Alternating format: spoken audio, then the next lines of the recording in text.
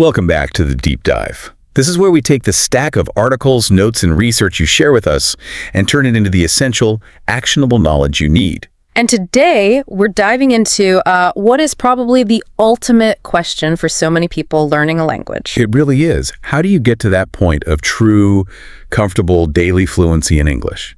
Exactly. And the source material you provided, it's just filled with this consistent challenge. People asking, how can I genuinely practice every single day? How do I integrate it into my life if I don't live in London or New York? Right. Or if your job is entirely in your native language, or, and this one is huge, if you just feel too shy, too self-conscious to practice out loud. That's the core frustration, isn't it? Most people seem to hit this intermediate plateau and they just get stuck. They believe the only way forward is this dramatic, often impossible life change. The all or nothing approach. Yeah.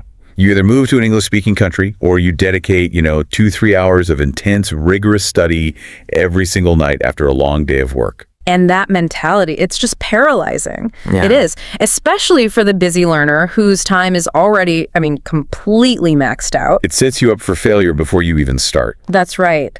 That belief system is, it's a trap. It places this unsustainable pressure on you. And what's so compelling about the research we're looking at today is how it immediately challenges that entire idea. It reframes the goal completely. Completely. We're moving away from that all or nothing thinking, away from the obsession with perfect grammar and memorizing these long, complex vocabulary lists. And we're moving toward what the experts in your sources call small, smart steps. Small, smart steps. I like that. So we're talking about finding actions that are so simple, so minimal, that they're almost impossible to fail at. Yes. Steps that are easy to repeat, that can seamlessly fit into the existing architecture of your daily routine. And crucially, steps that build your confidence and comfort without needing a formal classroom or a teacher looking over your shoulder. Precisely. If you boil it all down, the core philosophy that underpins every single tip we've extracted is this. Fluency is not about learning complex rules. It's about building habits. Unstoppable habits. You don't need the perfect moment. You don't need the right time to start. You just need to begin. So we've synthesized 5 really powerful, easy to implement methods that integrate into your real life wherever you are. Okay, so our mission today is basically to transform English from this burdensome school subject into something more like a convenient daily utility. That's the goal. All right, let's unpack this. And I think we have to start at the foundation, because before we can even talk about speaking, we have to talk about training the actual mechanism of speech. The physical part. Yeah. Across all the serious language research, there's one technique that just keeps coming up again and again for its simplicity and its power, and that's shadowing. So, can you define what shadowing is for us, and maybe explain why it's so consistently hailed as one of the best techniques for improving both speaking clarity and listening speed at the same time? Okay, so shadowing at its heart is basically acoustic mimicry. Acoustic mimicry. Yeah, the mechanism is really simple. You listen to a native speaker. It could be from a short video clip, a news broadcast, even a section of a podcast like this one, and you repeat exactly what they're saying immediately after they say it. So you're literally an echo. You an audio echo. You're trailing the original speaker by just, a second or two. That visualization helps. But the sources are really clear that the effectiveness of this whole thing hinges on a few key non-negotiable rules. It does. You mentioned the immediate repetition, but the learner also has to, and this seems important, absolutely not stop to translate the words in their mind. No translation. And they shouldn't be pausing to look up every single word they don't know in a dictionary. That's where the power lies. The sources are so emphatic about this. The moment you pause to translate or to analyze the grammar, you completely negate the core neurological benefit of the exercise. So the goal isn't intellectual comprehension. Not at first. The goal is deep physical imitation. You are focusing primarily on copying the sound, the native speed, the specific intonation, the musical rhythm of what you're hearing. Okay, but why is that? Why is focusing on the flow and the sound better than a comprehension exercise in this specific case? Why does bypassing that translation step work, even if you're missing the meaning of some of the words? Because shadowing is a direct way to bypass the part of your brain responsible for that translation delay. The delay. The bottleneck. A bottleneck, exactly. When an intermediate speaker tries to speak quickly, they usually go through this slow 3-step process. First, they form a thought in their native language, let's call it L1. Right. Then they translate that thought into English, L2, and only then do they actually try to produce the English words with their mouth. That second step, the translation step, is a massive speed bump. Right. It slows everything down. Shadowing forces your brain to skip that. It links the input sound directly to the output physical action. It creates a shortcut. It prevents that L1 detour. So it's essentially a physical and neurological drill, not an academic one. It's about, as the source says, training your brain and your mouth to work together in English. Yes. I know that feeling so well. Yeah. The English word is right there in my head, but my mouth just, it feels clumsy. It struggles to form the sounds quickly enough. That's the critical insight. So many learners have excellent theoretical knowledge of English. They can ace the grammar tests, but when they try to speak at speed, their physical apparatus, the muscles of the mouth, the tongue, they just can't keep up. Because they haven't been trained. They haven't been trained. English requires specific movements and tongue placements that are, very different from many other languages. By shadowing, you are forcing that physical system to adapt. You're building that muscle memory. So you are internalizing the physicality as English, how it sounds, how it moves, and I guess how it feels in your mouth when you link words together. Yes, how it feels. And you just touched on a really important concept there, connected speech. Can you expand on that a bit? Absolutely. Connected speech is just the natural way native speakers blend words together. We often reduce or drop sounds at the boundaries between words to speak more efficiently. Like going to becomes gonna. Exactly. Or want to becomes wanna. If you're only listening sporadically, your brain hears gonna, and it registers it as a single unknown word. It gets confused. Right. But by shadowing consistently, you start mapping the acoustic boundaries of those reduced sounds. Your mouth physically learns the path the sound takes without you needing to consciously analyze it.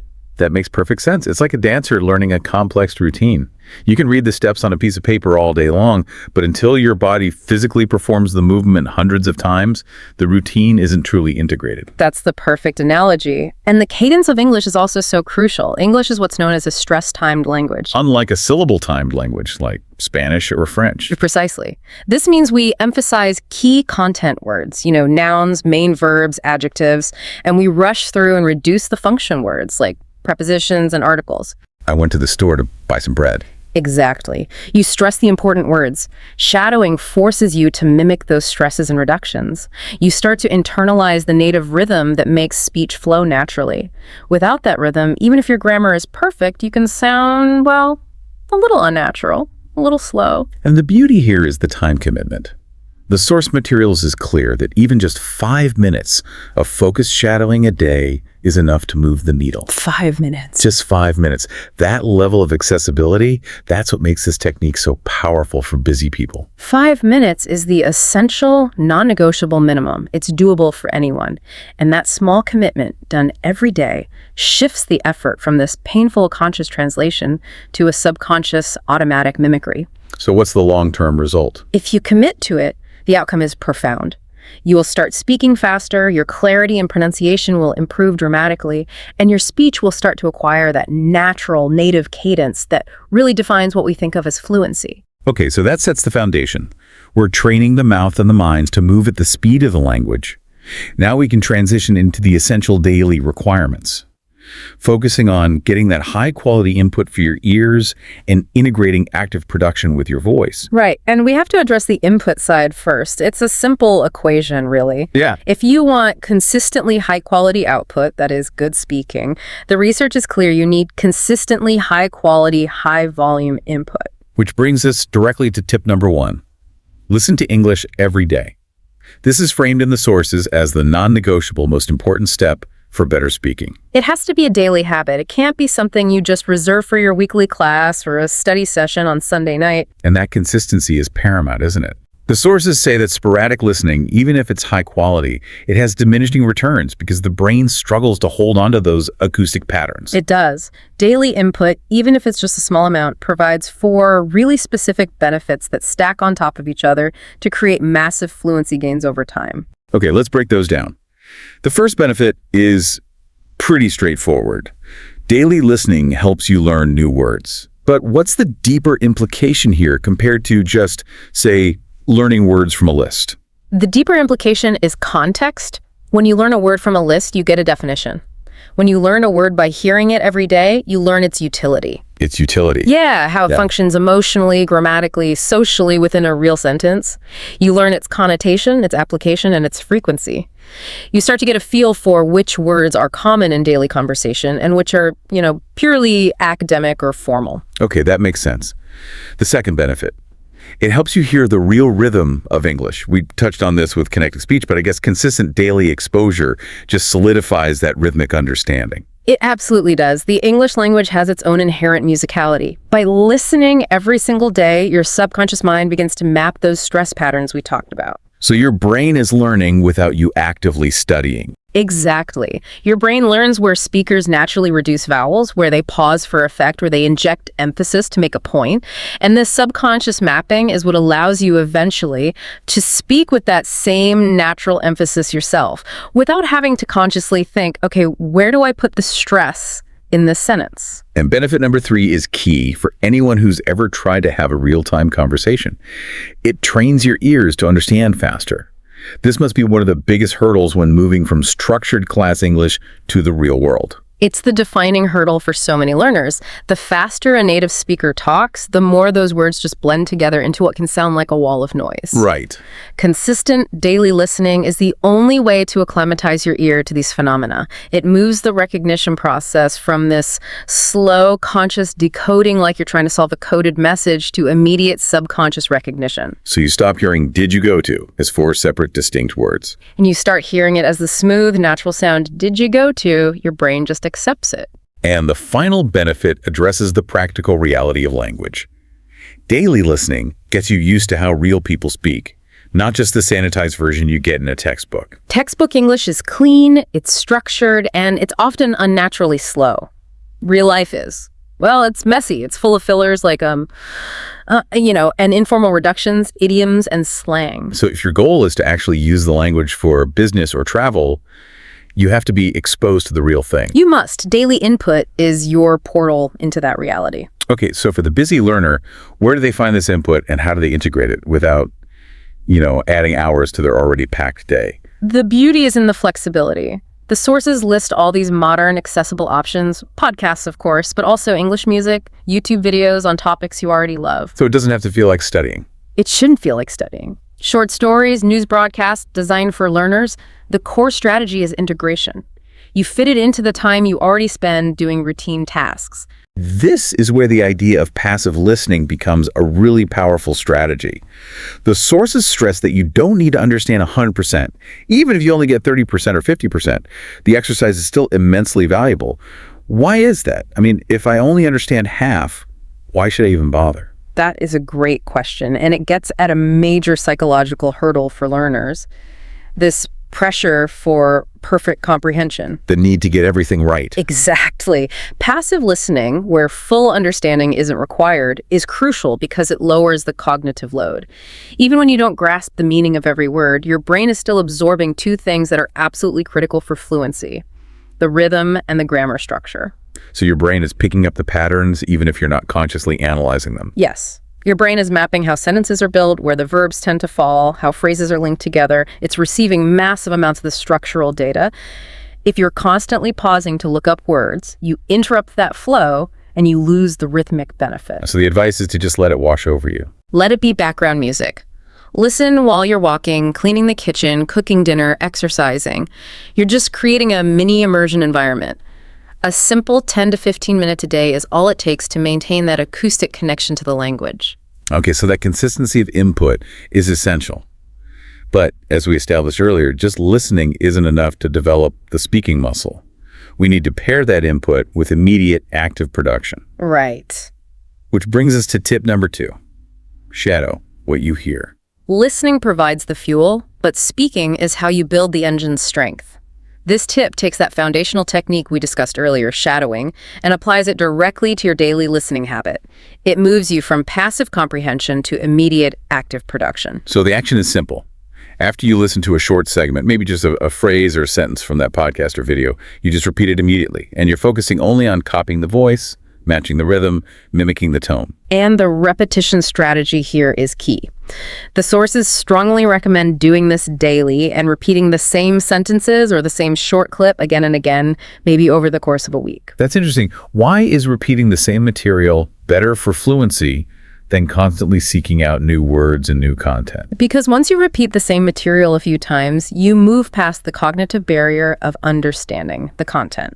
You already know what the words mean. So you free up your brain power. Precisely. Once the meaning is internalized, your entire mental effort shifts to articulation, to physical flow, to achieving that acoustic perfection.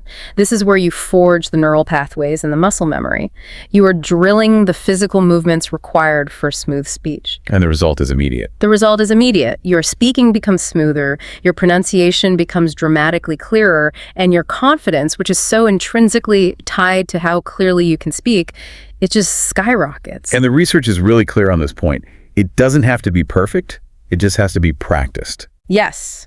Consistency, even with small imperfections, will always, always triumph over the sporadic pursuit of instantaneous perfection. It's like the difference between going to the gym once a month for 4 hours versus going for 5 minutes every single day. It's the exact same principle. The 5-minute daily habit creates adaptive change. The single long session just causes burnout and frustration. That sets us up perfectly for the third and fourth steps, which are all about internalizing fluency, making the language work inside your mind, and then training those physical muscles in a more directed way.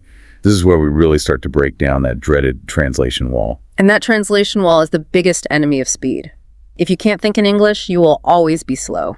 Which is tip number 3. Think in English, one simple thought at a time. This directly confronts that natural but ultimately debilitating desire to translate every single concept from your native language before you speak. That translation cycle is just a massive hurdle for fluency because it adds this time-consuming, completely unnecessary step. We need to train the brain to bypass it. But the sources acknowledge that you can't just jump straight into having complex, internal, philosophical monologues in English. That's overwhelming. Completely overwhelming. So the starting point has to be minimal. You begin with short, simple observations that you say only in your mind. What does that kind of low-stakes internal conversation actually look like in practice?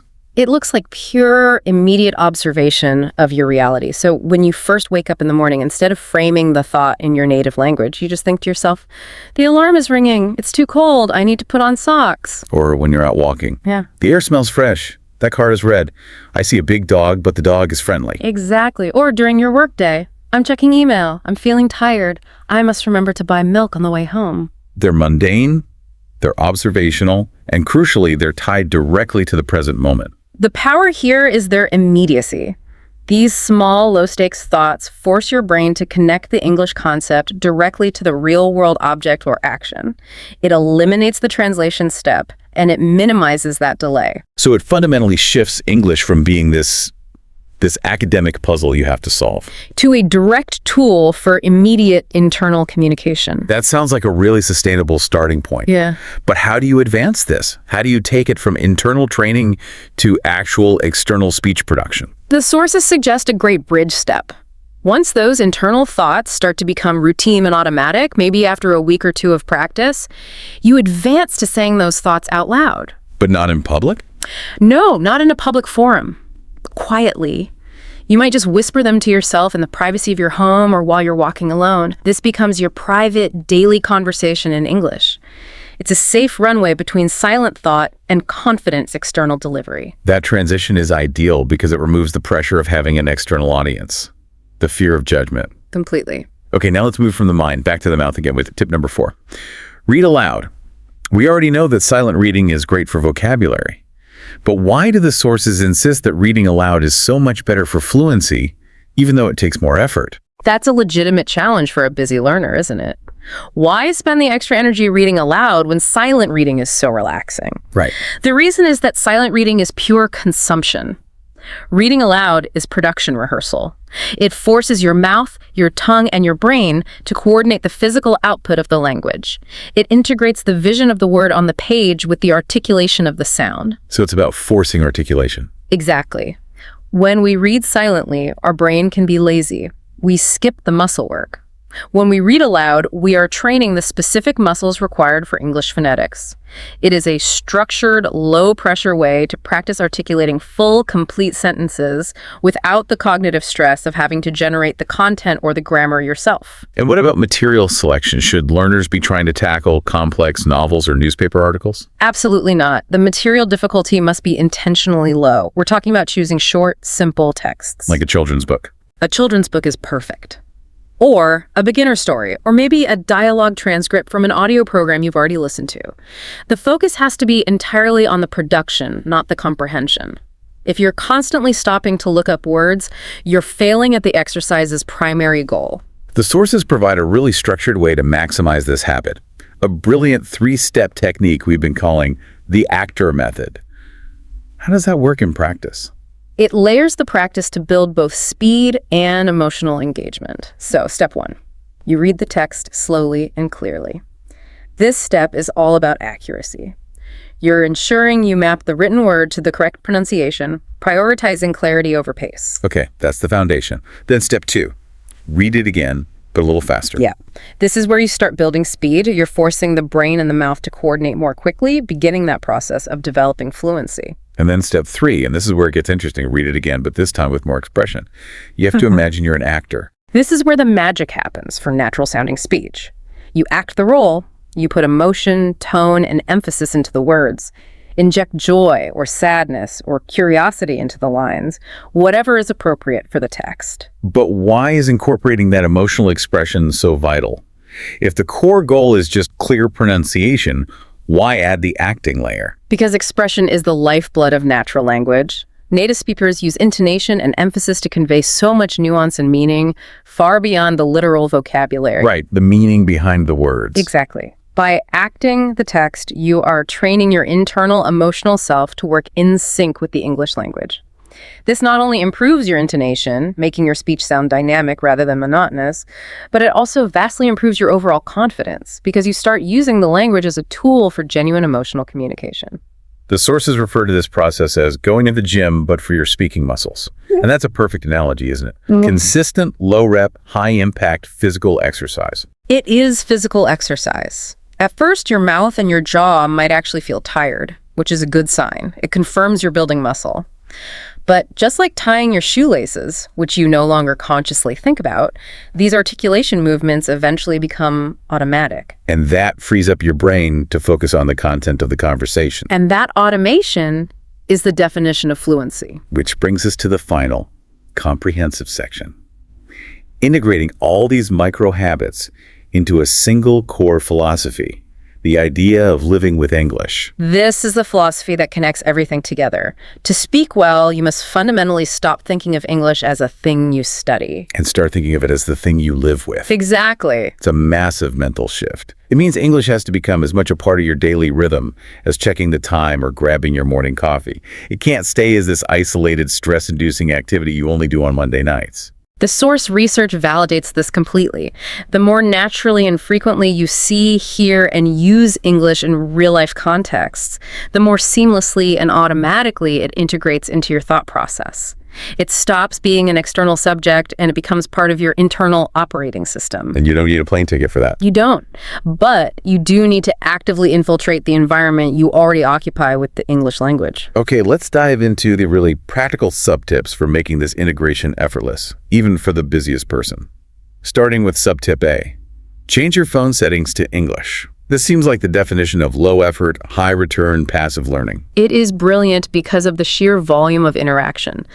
The sources calculate that the average modern person looks at their phone, 50, 100, sometimes 150 times a day. At least. By switching the language, every single one of those interactions becomes a micro-learning opportunity. And the rationale is so powerful. You passively absorb high-frequency functional words without any dedicated effort. You're constantly seeing, not studying, words like settings, airplane mode, brightness, update available, delete, download, home screen, save, cancel. These are the fundamental verbs and nouns that govern modern life. And because they're tied to a specific repeated action, the utility of operating your phone, your brain memorizes them naturally through repetition, not rote learning. If you click delete 50 times a day, You will never forget the word delete or what it does. You won't. It completely eliminates the need to study them from a list. Moving on to subtip B. Write a short daily diary. Again, simplicity is the key here to ensuring consistency. The structure they suggest is crucial. Only 3 short sentences about your day. That low barrier to entry is the habit insurance plan. If you set the goal at 5 minutes and 3 sentences, you can achieve it even on your most exhausting day. If you tell yourself you have to write a complex essay, you're just inviting procrastination and failure. And the value of just those 3 simple sentences, even if they have mistakes, is profound. It is excellent active recall practice for simple sentence structure, and it forces you to use vocabulary that is directly relevant to your own life. Today, I finished work early. I felt very tired. I watched an English documentary about penguins. So you're converting your immediate real experience into English structure. You are, and crucially, if you write it down, you engage the physical act of writing, which boosts memory retention. And the sources also suggest sending this short message to another language partner to add a tiny element of external communication. Okay, subtip C is essential for building private confidence. Record a 1-minute voice message every day. This is all about leveraging the technology you already have for self-directed learning. This tip is transformative because it provides immediate, unbiased feedback in a completely safe, non-judgmental environment. At the end of the day, you just open your phone's voice recorder and talk for 60 seconds about your day, your plans, your feelings, anything. And the critical details that no one else has to hear it. It's purely for you. But how exactly does listening back to yourself work as a learning tool? It activates the ultimate self-awareness loop. When you listen back, you immediately identify the points where you hesitated, or where your pronunciation was unclear, or where you used the wrong grammar. For instance, you might hear yourself using too many filler words. Exactly. Or you might realize you consistently use the present simple when you should have used the past tense. The act of physically hewing your own mistake, rather than just thinking about it, makes the correction stick in your brain so much more effectively. So it addresses that core fear of the intermediate speaker, the fear of being corrected in public, by creating this private rehearsal space. Absolutely. It removes all the external pressure. It allows you to rehearse and refine your delivery privately, which makes your next public utterance significantly more confident. It's like a daily, rapid diagnostic tool for your fluency health. Next up is subtip D. Join an English-speaking group online. This really acknowledges the reality that community and practice partners are no longer restricted by geography. In the digital age, you don't need a formal classroom to find your peers. You can find specialized groups on platforms like WhatsApp or Telegram, or use language exchange apps like Tandem, which can pair you with other learners or even native speakers. And the activities here maintain that same low-stakes requirement. Write short messages, send a quick 15-second voice note, ask and answer simple questions. Even the simple act of reading what other non-native speakers are writing is hugely beneficial because you see the language being used in all these diverse, real-time communicative settings. And the aha moment here is psychological, isn't it? It is. This transforms English from a dry academic subject into an alive means of connection and participation. That social context is a gigantic, sustainable motivator. And finally, subtip E brings us back to immersion and repetition, but in a really fun, modern format. Watch short videos and repeat. This leverages the massive content pools of TikTok, Instagram Reels, and YouTube Shorts. These short format clips, often under a minute, are ideal learning material. They provide these bite-sized, colloquial, and highly engaging chunks of modern spoken English, and you can select videos based entirely on your existing interests: cooking, travel, gaming, which guarantees you'll stay engaged. And the technique is basically a blend of all the steps we've talked about. You watch the same short video 2 or 3 times, then you pause and repeat the sentences you hear, copying the voice, the tone, the speed, the expression. The key is rapid, deep repetition. You watch the first time for meaning, the second time for sound, the third time for flow. By focusing on very short, manageable clips, you can achieve nearly perfect imitation much more easily than with a long movie scene. So you're absorbing the rapid conversational pace and idiomatic tone that is so essential for modern fluency. And that's often absent from the slower, more academic teaching materials. Even 20 seconds of perfectly copied content is a significant win for your day. That brings us to the synthesis of this entire deep dive. We've covered the foundational training with shadowing, the necessary inputs from daily listening, the internal mind shift of thinking in English, and now the full integration of English into daily life through all these micro habits. And the overarching takeaway has to be that using English in your daily life is not difficult. It doesn't have to be. It requires only these small micro commitments, and you are not dependent on a specific teacher or location to use these essential practice methods. And now let's drill down to the fundamental secret that really makes all of this work.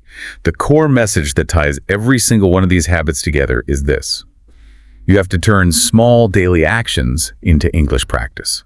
The secret is a behavioral shift. It's about substitution, not addition. You are not adding an hour of stressful study to your already packed schedule. You are converting these 5 or 10-minute pockets of your existing routine into high-value English exposure. Let's run through those final practical conversion examples that really cement this idea. So instead of framing your first internal thought of the day in your native language, you substitute it with a simple English thought, like, I'm going to be productive today. instead of writing your simple to-do list for work or for home in your mother tongue, you try writing those 5 items in English, just simple phrases for task management. and instead of scrolling social media or watching 5 minutes of news in your native language during a coffee break, you substitute that time with 5 minutes of focused English input, a short video, a quick podcast segment. These small substitutions are the powerful levers for change. They are powerful because they build habits that actually stick. Right. Small actions repeated consistently compound into strong habits. And those strong, automated habits are what create confident, fluent English speakers. Fluency is never a grand, sudden leap. It is the inevitable result of hundreds of these daily, sustained micro-commitments. So what does this all mean for the learner who's listening to this right now? What is the final, ultimate takeaway from all this research? The concluding thought is this. You have to make English part of who you are, not just something you study. Let it infiltrate your phone settings, your quiet internal thoughts, your short daily journal, and your private voice notes. So when it stops feeling like homework, When English stops feeling like stressful external homework and it begins to feel like a necessary, seamless, and automated part of your self-expression, like driving a car or typing on a keyboard, that is when real, durable fluency begins. that beautifully synthesizes the necessity of all these micro habits. And it leaves us with one final provocative thought for you, the listener, to consider. Think about the psychological reward loop that's created by these small, repeated daily acts.